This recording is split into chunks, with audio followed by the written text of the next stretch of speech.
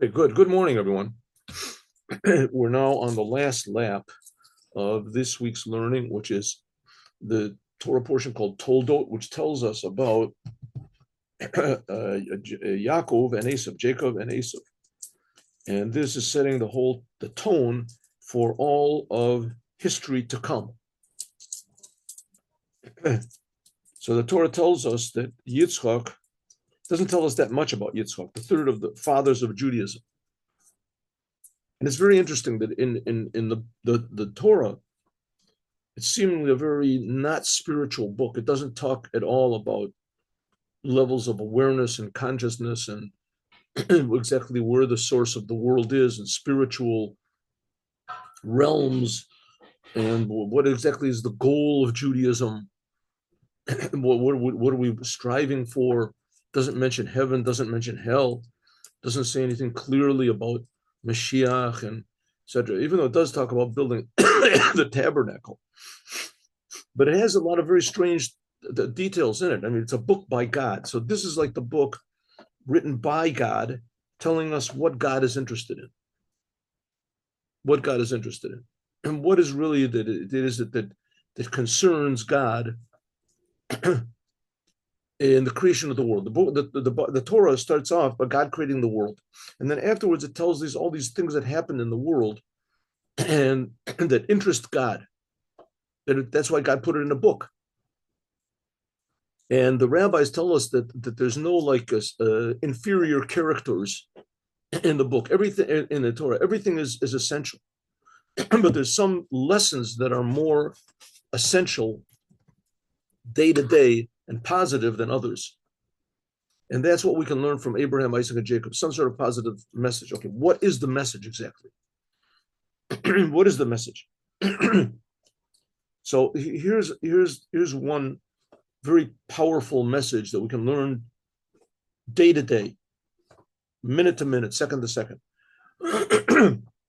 Yitzchak, the founder of Judaism. There's the great people in the history of the world. You look in history books, there's great, well-known people that made a name for themselves. A lot of them are very evil people. Not very many of them that are remembered are great people, but there are.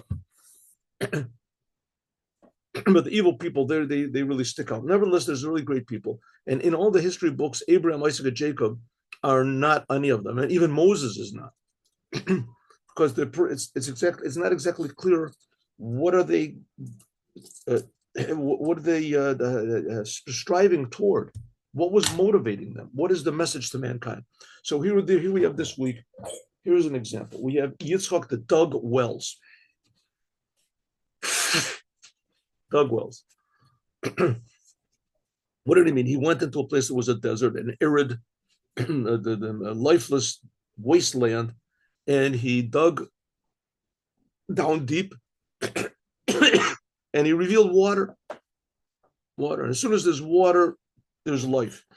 You can irrigate, you can feed your animals, people can come to drink. There's a place where people will come from far away to you to get water. Water is an essential element of life.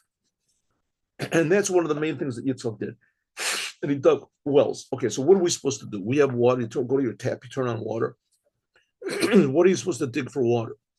And if you don't trust the water, let's say, is not, refined, it's been contaminated or something, you suspect that the water is not healthy, so you go down to the store, you buy water. What's the story about Yitzchak digging wells and digging for water? What is this teaching us? What's supposed to teach us? So here we go. Let's go. That's what we're learning over here.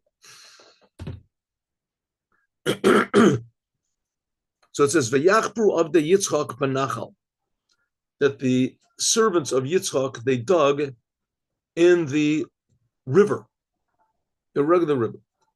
It says, "Be'er chafrua sarim." And there's a song which is sung by the Jewish people when they were traveling in the desert. They were attacked by the Amorites, and the Amorites hid up in clefts in these mountains. There was this narrow bypass that the Jewish people had to go through when they left Egypt, right? It says the Amorites hid up in the clefts of these rocks, and God caused a big miracle that before the Jews arrived to this bypass, as the mountains closed, and they crushed all of these enemies that were waiting up in the mountains to throw down rocks and things, and then crushed them all. And then the mountains moved apart, and the limbs fell down into this river. And they looked, and the Jewish people, when they saw there was a river filled with limbs and arms and legs and things, and arms with weapons and things, and so they sang a song of thanks. So it says, "This is the well. This is the well, Chafrua Sarim, that the great men dug." It says, who were the great men? It says Rashi that Moses and Aaron dug this well. Okay, so we see that digging wells is a big thing. Digging wells is a very major thing in Judaism. It says in the Gemara, we did this yesterday, we're doing it again. It says when God created the world, so he made a place called Eden, and from this place of Eden, there came a river. And the river broke off into 4 tributaries. So we'll see one of the tributaries of this river is the river itself. In other words, the river only broke out into 3 tributaries. It split off into 3 more. So it says there are 3, the river split into 4 heads, and the 4th one is called Prat. There's Gihon and Chidekel and Prat and what is it? Anyway, 4 rivers. Bahu the Ikra, this river of the Prat, that was one of the 4 rivers that came from this spiritual level, which was called Eden. The original one was called Prat, and it subdivided into 3, branched off into 3. So it ended up that there was 4, but the original one was still there, Prat. That was the one from the beginning. And it separated it to 4 tributaries, namely 3 went out from it. Baharavi, and the 4th one of this river, this spiritual river, but it manifested itself as an actual river, right? An actual river in the world. This is the first river was the Nile River. Nile River. It says V'omer. It says Kol Narot the Mata Miprat. All the rivers that are in the world, they come from this Prat River. Prat River. Let's see. Maybe just get the sentence over here. Yeah, here it is. Here. It's right in the beginning of the creation. It says there were 4 rivers.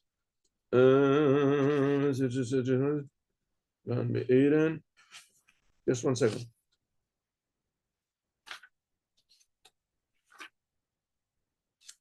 Nara Ravi near Parat. I'm sorry, just one second.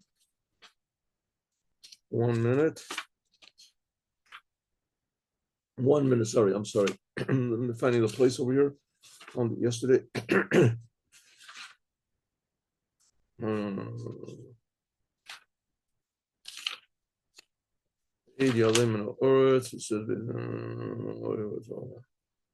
it is.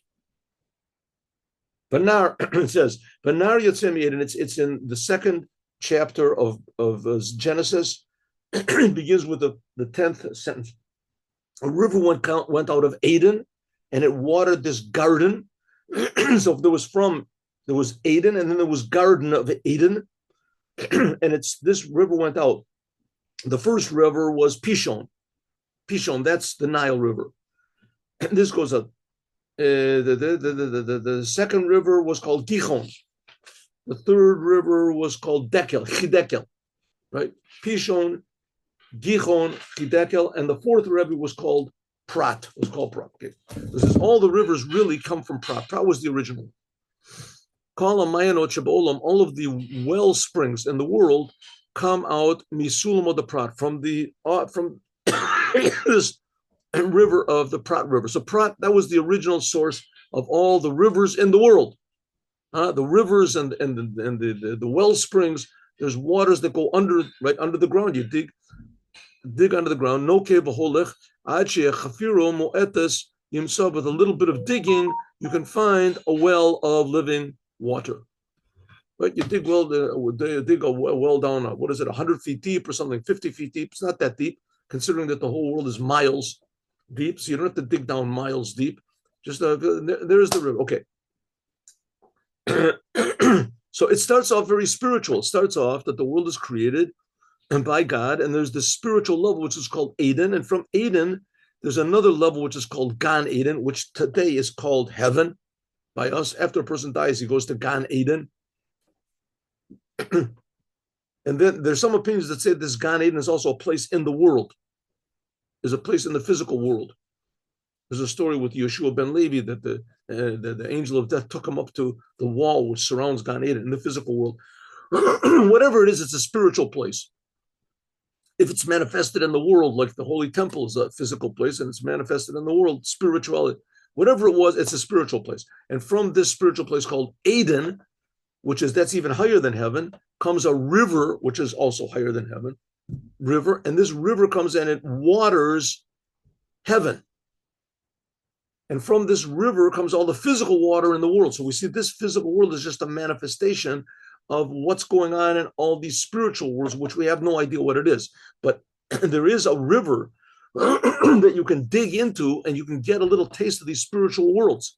And the main source of all these rivers, spiritual rivers, and the physical rivers that there are, is called the river which is called Prat. Huh?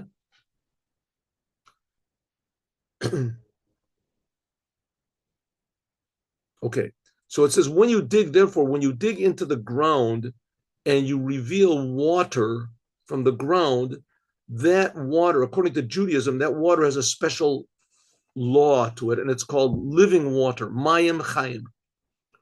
Living water. Living water is water that comes from below to above, comes from the ground, under the ground. When you dig down into the ground, you a well, not like a river. A river is out on the top, but there's rivers underneath, and they come from below to above. Right? So the Rebbe says, well, not really. I mean, they didn't really come from below to above. All of these rivers started from this main river, which was called Prat. So it was all revealed. Just temporarily, right? Some of these rivers are on the top. They're revealed in this physical world. They're revealed. And some of these rivers flow under the ground, but they were originally revealed. So why are they called living waters? These waters that are under the ground are just the same as the waters that are on the top, right? Why are they called?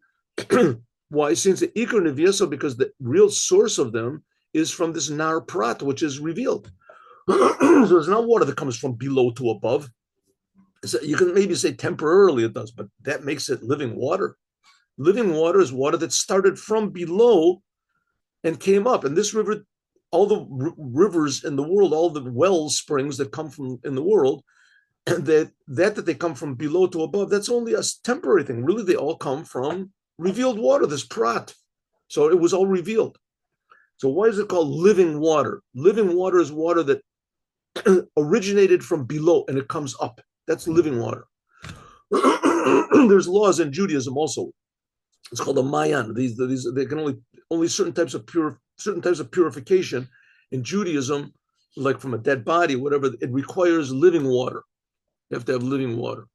Okay, the Indian. So it says like this: the Hine Kasiv. It is written, Nar Yotzei mi Eden. A river went out from Eden to water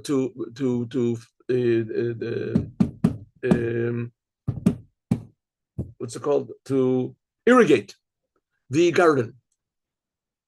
Okay, what is this garden? It's a place in Gan Eden. We said it was heaven, right? Says that's one interpretation. Another interpretation, it's referring to the Torah. It's referring to the 53 orders of the Torah. There's 53 chapters in the Torah. 53 orders of the Torah. Kadiyadu, like it's known. The Techila, in the beginning, first of all, you want to learn Torah. You want to have access to this garden that is watered by the well, spring, the garden, that's the Torah. That's the idea of the Torah. Now, just remember something. The Torah is the only book that even claims that it was given by the creator of the universe to millions of eyewitnesses.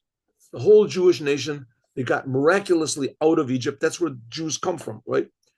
That's the Jewish nation came from. The Jews came from Abraham, which was like 400 years before the Jews got out of Egypt. But the Jews, all these relatives of Abraham, the relatives of Yaakov, they all went down into Egypt, and they were there for like 210 years, and they came out miraculously, and there was all sorts of big time miracles. God split the sea for them, and he rained down bread from heaven. And the point was he gave them the Torah. So the Torah comes from God, and God creates all these spiritual worlds. He creates all these levels. So this is the unique thing about Judaism. Not that we're promising new levels of revelation, or we're promising, even though those things are also a part of Judaism, but the essence of Judaism is that God himself, the creator of the universe, that's creating everything right now, it's creating you and me, he actually gave a set of laws, instructions to an entire nation. 3 million people also, just 600,000 of them were just males above the age of 20. And all the children and all the women and all this, it adds up to about 3 million people. And they all saw and felt and heard personally God speak to the level their souls jumped out of their bodies. And they passed this down from generation to generation. From the time that the Torah was given, we've been reading the Torah in public. From the time, 3,300 and, 37 years now? We've been reading the Torah in public. Every week they read another portion of the Torah. Non-stop. Jews never stopped. Never been a break in reading the Torah. When the Jews were evicted from all these different lands, they always took a tape. They were self-sacrificing. They took the Torah with them. Some of them took the Talmud with them. Okay. So it says, before you start learning the Torah, you have to understand the Torah is not just an instruction book. It's not a spiritual book. It's not an instructive book on how to live your life and how to the way of life and etc. No, the Torah is the wisdom of God. So before you learn the Torah, you have to accept on yourself what's called the yoke of heaven. The yoke of heaven. All Malchut Shemayim. Let's get my pointer over here. That's not what I want. That's what I want.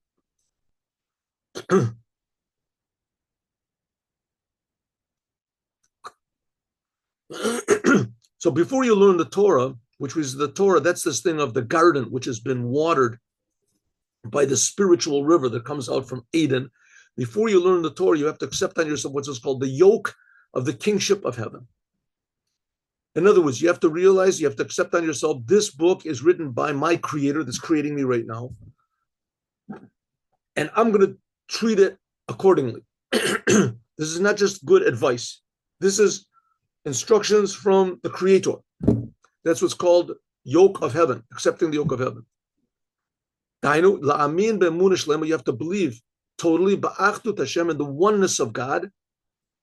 What does it mean, the oneness of God? That the world is not separate from God. That God is Mahava Kala Olamos, that God is creating everything. The Kula Kameh, and everything before God is like nothing. The Kula Chad, and everything is one. So God, everything you see in the world, including yourself, is being created by God.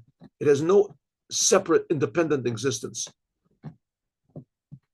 So even though this makes absolutely no sense, makes no sense in intellectual sense or physical sense or material sense, scientific sense, for sure not, right? You can't detect you're being created by something.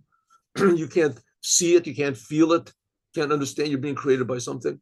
Logically, you can't come to the conclusion that there is such a thing as a God who's creating me and cares about what I do, right? Logically, there's no such thing. All these religions, great geniuses in the world, right? On their own, no one came to this conclusion because it's not a logical conclusion. It depends on faith, emina, faith. We have to have faith that there is a creator and the creator is creating us and that the creator is creating everything and that the creator cares about everything. And that the creator of the universe gave us his book, a Torah, and he's telling us with this book what is truth, what we should do, what we should say, what we should think, what's bad, what's good, what's permissible, what's forbidden. And even though it might contradict everything in the world, right, because you hold on to these principles, so they burn you at the stake, or the Jewish people have suffered because they've held on to this book, but that's not the purpose of the book. The purpose of the book is not to be successful, even though it promises there will be success, but that's not the whole purpose of the book. The purpose of the book is to do what God wants and in this physical world. Who benefits? God benefits. In the end, everybody benefits. Yeah, God is the creator. To make God happy, so to speak. God is happy, then the world is happy. God promises us that the world will be a good place and a productive place and a happy place, that we have infinitely more potential for good than we could possibly imagine, and he'll show us this. But meanwhile, we have to understand that this book is from God, pure God. Look, Asher Yisbon, when a person thinks deeply, B'kriya Shema, and he says Shema Yisrael, the Yasim Libo, and he takes to his head, takes to his heart, well, the idea of the unity of God. Now, what is Shema Yisrael? Shema Yisrael is the motto of Judaism. Shema Yisrael is a sentence. It's a sentence near the beginning of the book of Deuteronomy, and it's 6 words. 6 words. That's Shema Yisrael, essentially. It's really a whole paragraph. It came out to be 3 paragraphs, but the main thing is the first line. The first line says it all. First line says it all. What does it say? Listen, Jews, the Lord is our God. The Lord is one. What is it? Say, listen, Jews. Listen means understand. Shema means understand. Understand that God is one. That's the motto of Judaism. What does it mean? What does it mean? Like we just finished saying, when we say that God is one, it means there's nothing separate from God. Nothing is independent from God. There's no independent existence except for God. And everything we see in the world, even though it doesn't have any sign of godliness or any sign that there is a creator or any sign, even the evil that's in the world, everything in the world is being created constantly by God. And God has a plan for everything. It says you have to take to your heart very well. That's called the unity of God. But Yakabel Allah be'emet, you have to accept on yourself really all malchut, the kingship of the yoke of God's kingship. Yaakov chevel nachalaso. Jacob, it says, is the portion. God is the portion of God, the portion of God's inheritance. Cheftzam, the desire of the Jewish people, is the dov kabo, to cling to God, b'kol with all of their heart, umaminim be'echad, and they believe in the oneness of God, v'cheftzim bo, and they desire only God. Why? Because God is ultimate reality. God is really real. So, of course, we know, there's the stories about in the Holocaust, the Jews were in the Holocaust and the terrible things that happened because they were Jews. We see nowadays in the world, because they were Jews. So all these terrible things happen to them, right? There's anti-Semitism. They don't even want to say the name, right? They should call it, instead of calling it anti-Semitism, they should call it, what's it called? Jewphobia. Jewphobia. They have in the world all these things, homophobia, the Islamophobia. Those things are dangerous. Homosexuality, if everybody's homosexual, there wouldn't be any people in the world. Islam, we see, is trying to take over the whole world by force. That's a thing to be afraid of. That's not a paranoia or a phobia. Phobia is a disease. Phobia means you're afraid of something that there's that's not really a danger. You're afraid of something that's not dangerous to you. That's called a phobia. It's a disease. So in the world, there is what's called Jewophobia. People are afraid of the Jews, and there's no reason why. So what are you talking about? They eat the blood of our children. They poison the wells. These things are not so, right?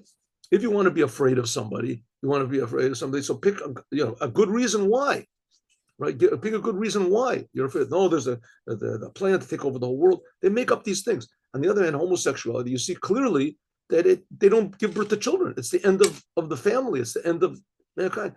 Islam, they're trying to kill everybody who's not Islam. That's a genuine danger. That's not a phobia, right? That's not a phobia. The Jewish people, on the other hand, everybody hates the Jewish people. Not everybody hates them, but it's ubiquitous. Jew hatred has been for a long, but they don't call it that. They don't call it Jewphobia, that it's unwarranted hatred. No, they call it opposing Semitism. What's a Semitism? What does it mean? There's a Semitism, right? Go to a town, can you tell me where the Semites live? Nobody knows what you're talking about. You dirty Semite. What's that Semite? Nobody. The Jews are here to tell everybody about the oneness of God. About the oneness of God. And the Jewish people, by believing in God, they do not benefit. They are opposed. They are hated. Why? Nevertheless, that's what every Jew wants. We are the sons of Jacob. Their desire is, with all of our heart, we believe in the oneness of God, and we desire Him. the acher shekabel alav. But there's no place that they can reveal this oneness of God. And where was God's revealed? God was revealed in the Holy Temple, right? We're just people, we're just creations. When we feel God's oneness, so how can we express this oneness? We can't. What are we supposed to do? How are we supposed to? We're just people like everybody else. It says, therefore, that's why the Torah, ein lo makom ela b'Torah, the only connection which God really has in the world, the only, way, venue that God can reveal himself in the world is through the Torah. That's the Torah. Right? People talk about the land of Israel and you can't decide who is a Jew. I'm not deciding. The Torah decides. The Torah is God's book. Take it or leave it. Right? You don't think that Israel belongs to the Jews? Take it up with God. God says it in the Torah. That's our argument. Our argument is not we've been here before and we have the Balfour Declaration. The thing is that God says it in the Torah. You don't believe in the Torah? It's your option. You can do whatever you want to. But that's our claim. Our claim is the Torah. What is a Jew? A Jew is what it says in the Torah. Namely, after you accept on yourself the yoke of God, and you say, I want to connect to the oneness of God, and I want to reveal the oneness of God, and I want to be connected and unified with God. So what do you have to do? You have to learn Torah. You should think,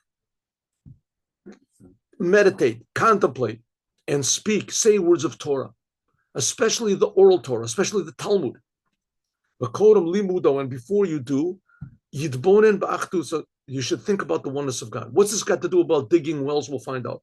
By means of this, Negro will bring about that he learns the Torah, but call omek machshavto in all of the depths of his heart and in his mind and in his heart. Nikra Nahar, that is the river that came out from Eden. The idea is that you have the understanding of the Torah. When you learn the Torah, you're learning in the Talmud. And you're learning in the Talmud, there's nothing godly there.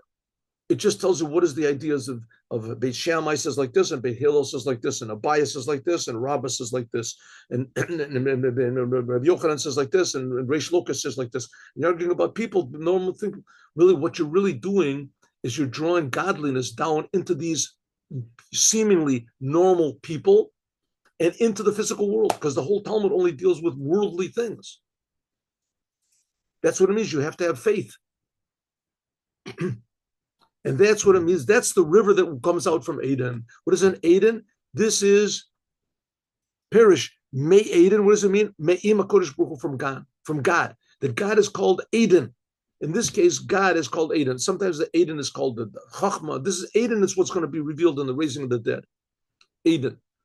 It's like essence godliness. And the river that goes out from Eden, this is a dream drawn out. It comes out. Perish Kasher Yomshach Elokus. When you draw down godliness from above to below, you start to reveal godliness. The Kabbalah Malchut Shamayim. When you accept on yourself the yoke of heaven, Hamshachazuz, this is what waters the garden. And the garden, we said before, that's the Torah. So here we go. God creates the world, right? That's what the Bible is talking about. God creates the world. He puts man in the world. He says to man, the whole thing depends on you. I created everything. From now on, you have free will. You can do what you want to. I'm telling you what is good to do. Do what is right, and the world is going to be great. It's going to be perfect, right? Like you have these books about health, how to eat healthily. I'm telling you what to do.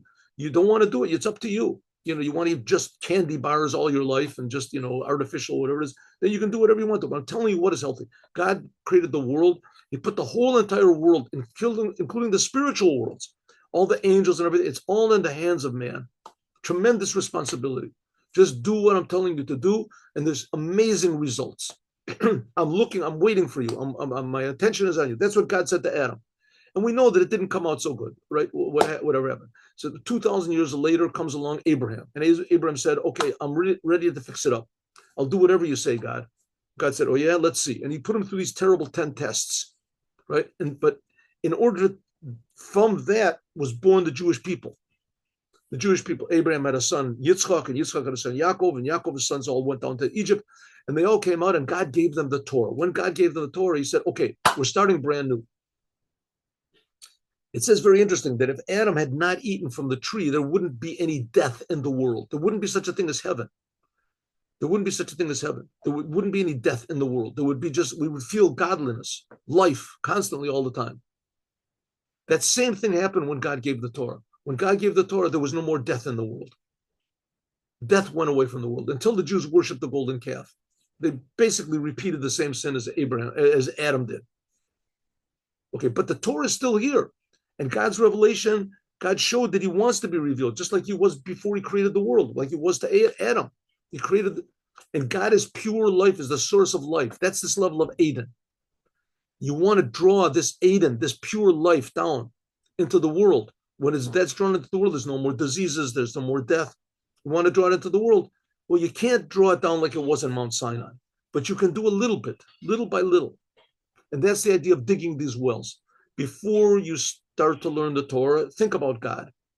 Think about I am a creation. Think about God created the world. Think about how close God is, how infinitely far God is, how my learning the Torah, this brings blessing to the whole world. Then when you learn the Torah, that becomes the river that comes from Eden. Eden is God, and the river is the blessing that you bring down into the garden. The garden is the Torah.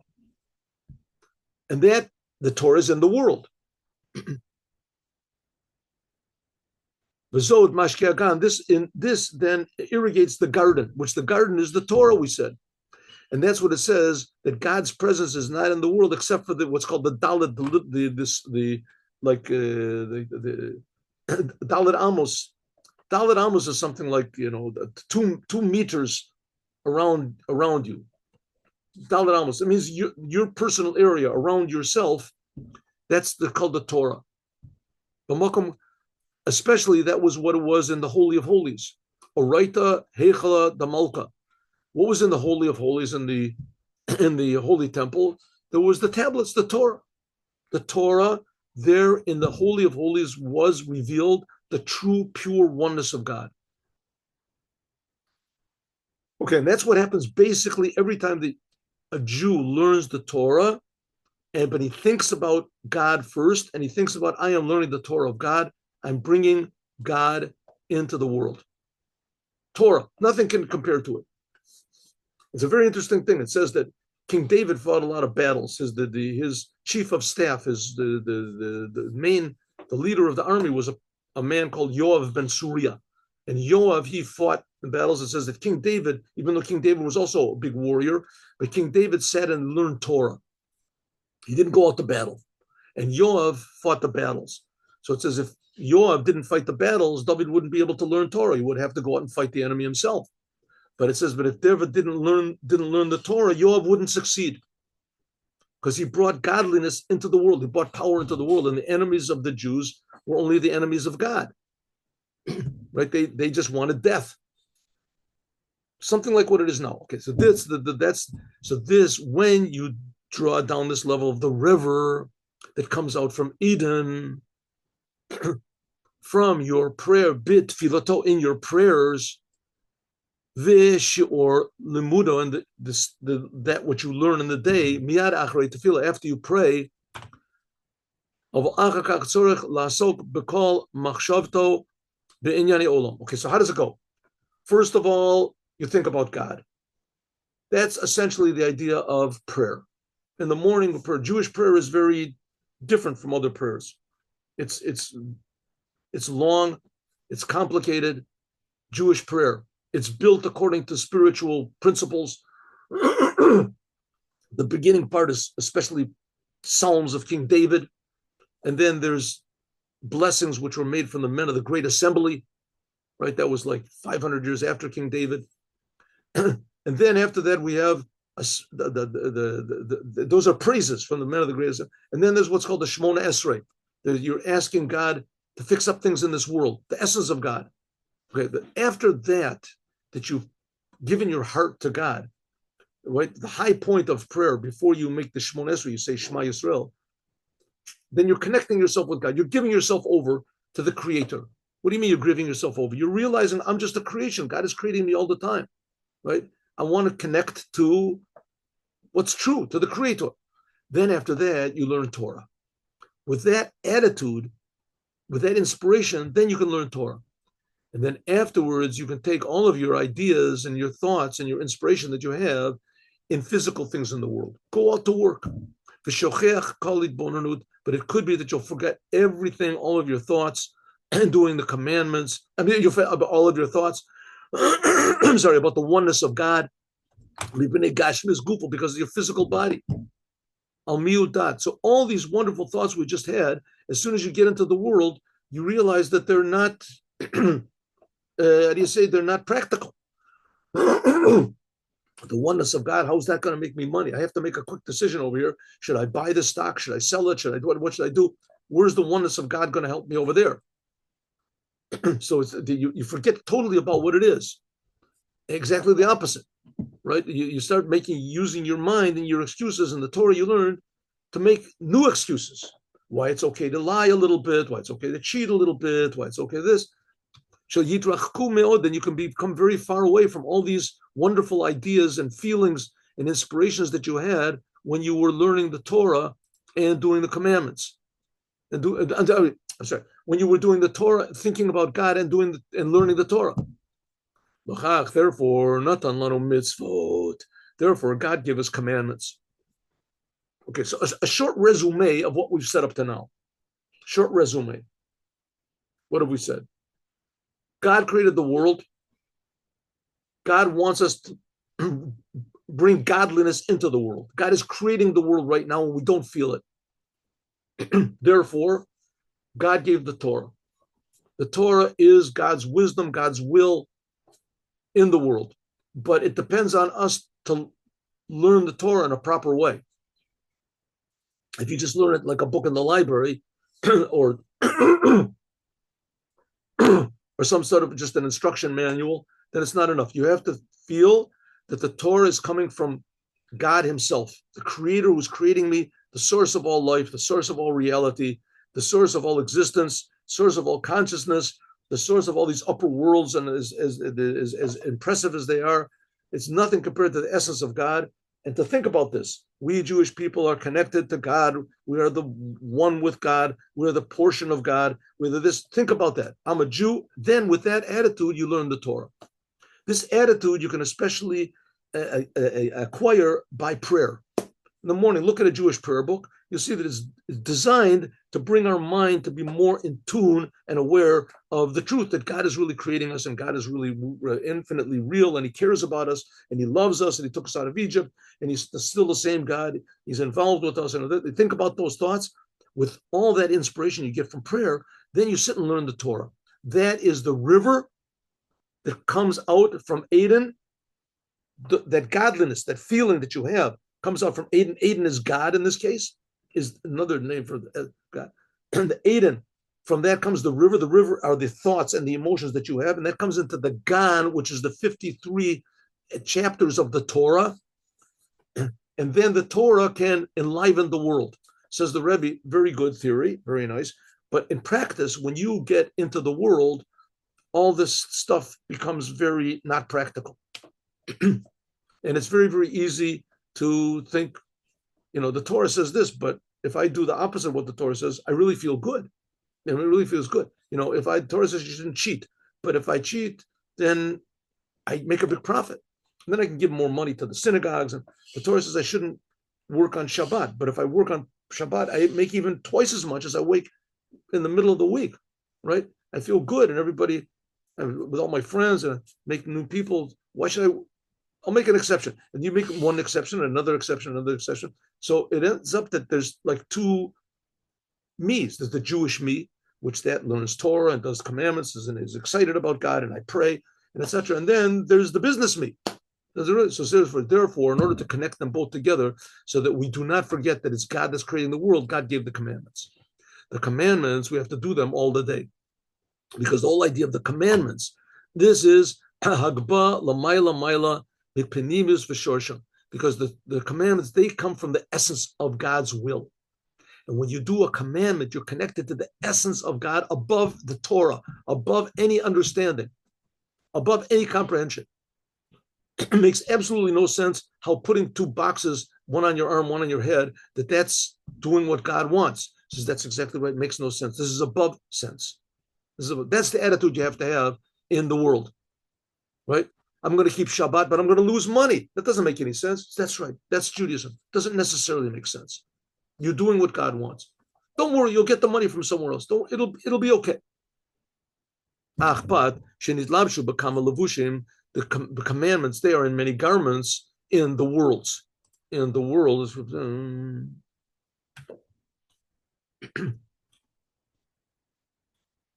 yeah, I don't know if we'll finish this. Okay, nevertheless, the Torah, the commandments, they hint at very, very high levels. There are deep secrets in the commandments, like the commandment versus tzitzit. What is tzitzit? Tzitzit, right? This year we got tzitzit. Here we got this garment, and you have the strings come out of the garment, right? 4 garments. That's what's called tzitzit. See, so see the strings. That's what's called tzitzit. They're connected to the garment over here. What is this thing? It's just you put a cloth on you, it has 4 corners, and you put little strings on it. And that's a commandment. Okay, it's a commandment. It's a sign of Judaism. The Jews do it. It's our heritage. Says the Rebbe, there's tremendous, deep, godly secrets in the commandments. In the upper worlds, that you put on yourself. You encompass yourself. You surround yourself with with a garment. With a garment, that's like a surrounding level of godliness. And you have 8 strings that come out of wool and 5 knots on the corner, right? And this indicates on the 613 commandments. Lochen, therefore, mitzvot lo titztarech lahem, Lochen, therefore, ha-mitzvot lo titztarech lahem avodat adam lataknam. You don't have to fix up the commandments. Ulakaven el amitatam ki mitzvot ein sorech kavana. Because the commandments, you do not have to have intention. You don't have to understand all of these deep ideas with the Torah. All you have to say is, when you do a commandment, this is a law. The main thing is deed. The main thing in Judaism is doing. We just finished explaining about the wonders. You have to think about it. You have to come to arouse your heart. You have to pray. You have to say God is one. Love God with all of your heart. Just that's good. But the main thing is doing the commandments. And the commandments only require a basic awareness that I'm doing something that God wants. This is what God wants. Put on tefillin. It's what God wants you to do. Okay, I doesn't understand God. I didn't understand. He puts on the tefillin, even if he doesn't have any intention. Because the commandments themselves, they're already fixed up. And they come from, you don't have to understand the commandments. Not like in the Torah. Learning Torah, you have to understand something. You have to work on yourself. When you pray, you have to understand. You have to arouse your heart. When you do the commandments, you don't have to have any intelligence. You don't have to have any emotions whatsoever. You just do the commandment. The Oseh mitzvah, one who does the commandments, he draws down godliness that's not according commensurate to what he does, only because the commandment itself, without any preparation. Therefore, like the Lubavitcher Rebbe said, go in the streets and put tefillin on Jews. A Jew is going to put on tefillin.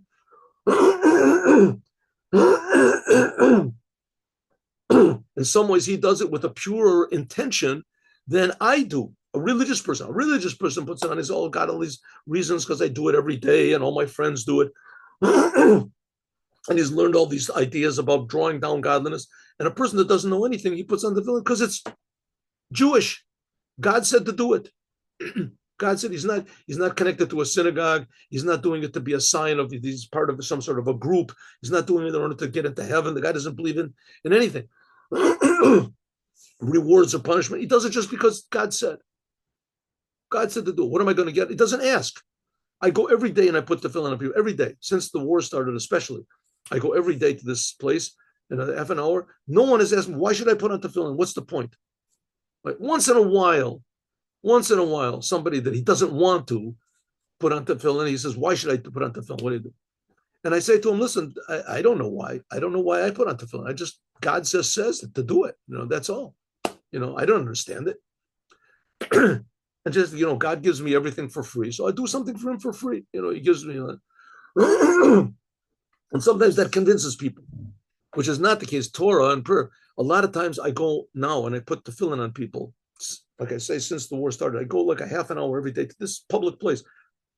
And a lot of times people say that, okay, I'll put on tefillin, but I don't know how. The people that have never put on, they never put on tefillin. They're willing to do it. And they're willing to do it. Why are they willing to do it? What's the point, right? To do this religious act in the middle of the street. A person should say, give me some literature, I'll think about it. And it takes 2 minutes, let's say, to put it, but that's a long time, 2 minutes, especially in public. They don't care about who's watching. They don't care about it. Suddenly, that makes no sense. Because the mitzvah is pure godliness above understanding, which is not the case. Torah and prayer. This you have, the prayer is the service of the heart. You have to have the intention, proper intention when you learn Torah, when you do the commandments.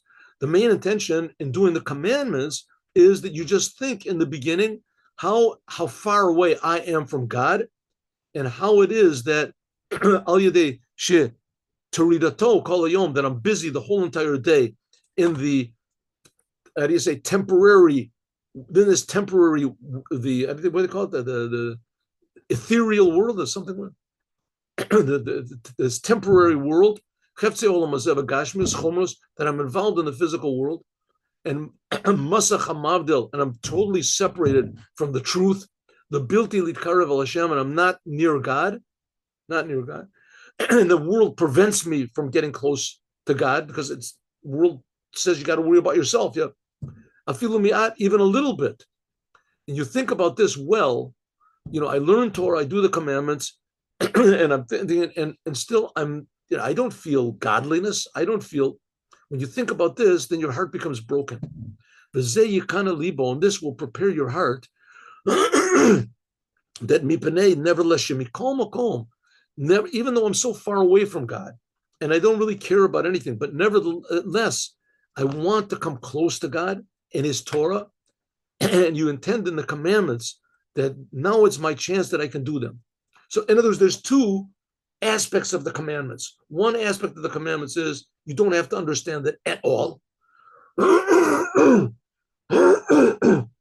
And it's pure godliness, whether you realize it or not. You just have to feel I'm doing what God wants. That's all. I don't know what God is. I don't. The other one is that when you do the commandments, you should say to yourself, listen, the fact of the matter is that when I do the commandments, it's exactly the same thing as when this simple person that doesn't do any commandment, doesn't believe in God at all, right? Just a little tiny bit. When I presented him the tefillin, he says, okay, I'll put it on. Suddenly there's a little flash, maybe God. Me and him are also the same thing. I don't understand the commandments, and he doesn't understand the commandments. Suddenly you realize, how far away am I from God? This makes a person, how do you say, humble. That's the well of living water. Shenovea, that it comes from below the ground. It comes from this one river. Even though that the original river, the river of Parat, that came from Eden, that it says that all the rivers and the springs come from, and we ask the question, how can we say the springs are living water? It comes from a revealed, they were revealed. It comes from this river Parat. It says, even though that they were originally a revealed river, but nevertheless, it's called living waters. Why?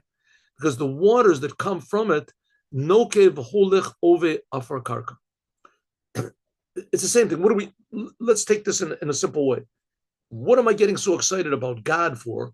God created the whole world. Everything was revealed. Everything, we just finished saying, everything is God. God is creating everything. There's nothing in the world that's not being created by God. Everything. And before the world was created, God was totally revealed. And when God created the world with Adam, He was also revealed. So what's this big deal about the water that comes up through me, that I think about it, about godliness, and godliness is concealed? It's like taking a person that's a millionaire and taking all of his money away from him and saying, if you work hard, I'll give you the money back, right? Now it's new money. It's money you worked for. A person would say, don't take the money and don't make me work. Right? Don't make me work. The same thing. Godliness was everywhere. But if you work really hard, you can reveal it. Well, ask God, why did you conceal it? It says that's the whole answer. That's the whole exact point. God created a world, and he created a world so that there would be a new thing called service. God wants us to serve him. What does it mean, service? Service means, avoda means to change. You change yourself.